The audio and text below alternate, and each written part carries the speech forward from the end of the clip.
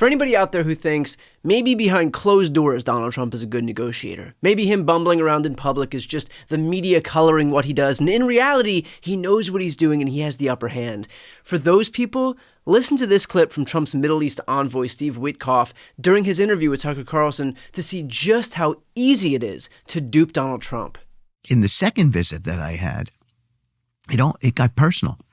The President Putin had commissioned a beautiful portrait of President Trump from the leading Russian artist and actually gave it to me and asked me to take it home to President Trump, which I brought home and delivered to him. It's been reported in the paper, but it was such a gracious moment, and told me a story, Tucker, about how when the president was shot, he went to his local church and met with his priest and prayed for the president, not because he was the president of he could become the president of the United States, but because he had a friendship with him and he was praying for his friend. It was, can you imagine sitting there and listening to these kind of conversations? And I came home and delivered that message to our president and delivered the painting, and he was clearly touched by it. So this is the kind of connection that we've been able to reestablish through, by the way, a simple word called communication. So I just want to be clear.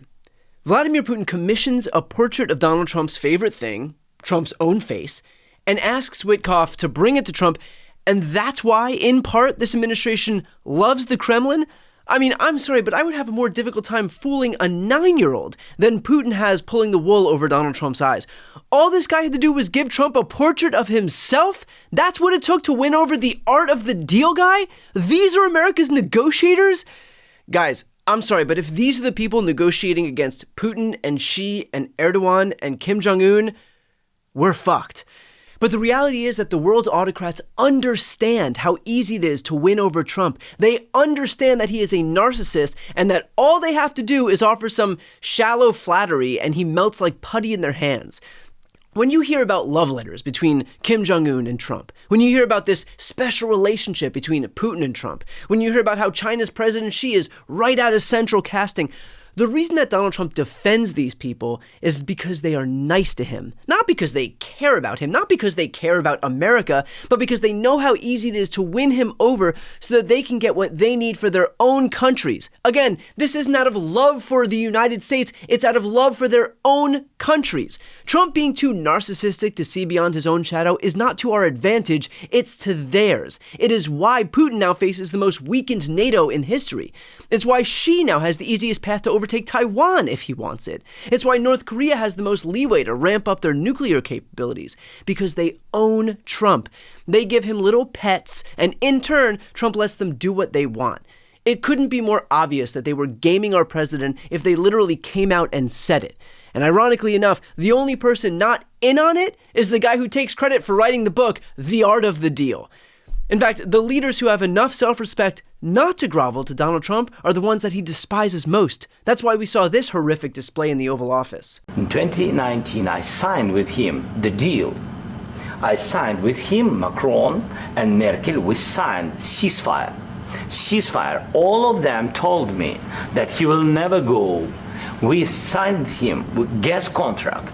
Yes, but after that, he broken this ceasefire. What kind of diplomacy, JD, you are speaking about? I'm talking about the kind of diplomacy that's going to end the destruction of your country. Yes, but if you Mr. President, with respect, I think it's disrespectful for you to come into the Oval Office and try to litigate this in front of the American media. Let's start from the beginning. Sure. First of all, during the war, everybody has problems. Even you, but you have nice ocean and don't feel now, but you will feel it in the future.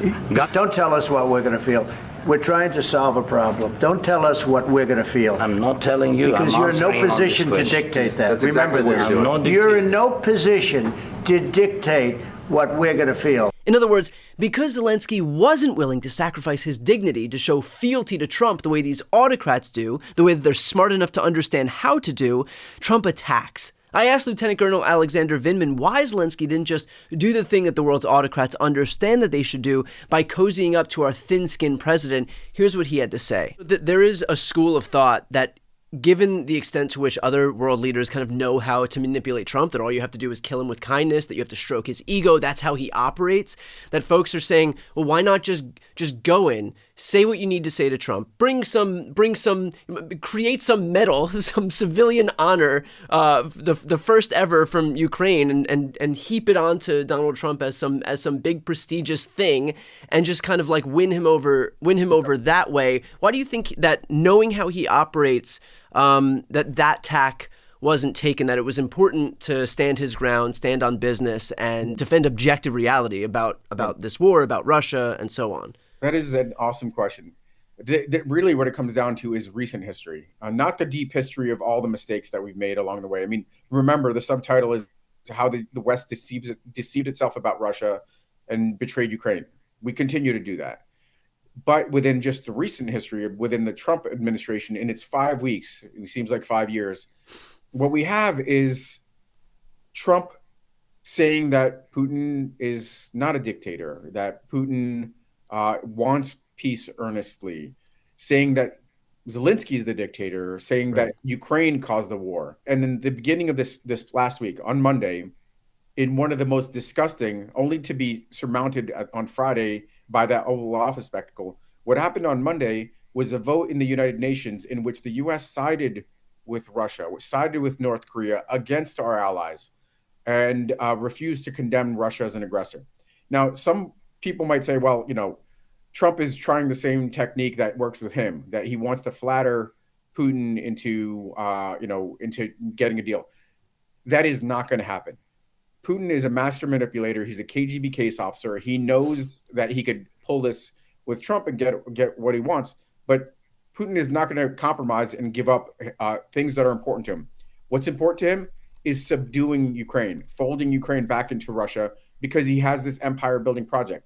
So for Zelensky to go in there and let slide on the heels of showing him pictures of his POWs being abused, of talking about 20,000 children being kidnapped and brainwashed that are now in Russia, to allow that to slide is not just the typical flattery that other folks do. That would be weakness. That would be weakness to his own people that are fighting, his own troops on the front line that need to see a firm, resolved, courageous leader. That would be weakness to Putin. That would inspire the belief that Russia could win this war. And this wasn't just about the Oval Office, about the president. This was the whole world watching, and frankly, seeing a nightmare situation unfold. And Zelensky, some people might criticize him for not flattering and getting the deal. The deal was important, but it wasn't that important, because the trend line was that Putin, or that Trump was going to cater to Putin, and that he was going to go back and take this and say, look, see, I could get the Ukrainians to compromise without getting the Russians to compromise. So it was not the right answer. The right answer was Zelensky holding his ground, and frankly, in somehow having both Trump and Vance look like bullies and weak at the same time. But the point worth conveying here is this: Donald Trump is a weak man's idea of a strong man. He is not a good negotiator. He's a terrible one. He's why our economy is in the toilet right now, because he launched a dumbass trade war that he thought he'd win, only to watch other countries fight back and embroil us in this economic catastrophe. And if getting made into a fool by our allies wasn't bad enough, what's worse is the way in which he's getting rolled by our enemies. Russia scored the useful idiot of the century in Donald Trump. And moments like these, between Steve Witkoff and Tucker Carlson, only serve to make that even clearer than it's already been. Before you go, first, if you enjoyed this content and you want to see more and support independent media, please subscribe to this channel. The subscribe button will be right here on the screen. But second, the reality is that we're now in a political environment where this administration can lean on any of the social media platforms to suppress certain voices if they don't like critical coverage. That means my longevity here is in the hands of a few tech billionaires who are already making it clear that they're willing to cater to this White House.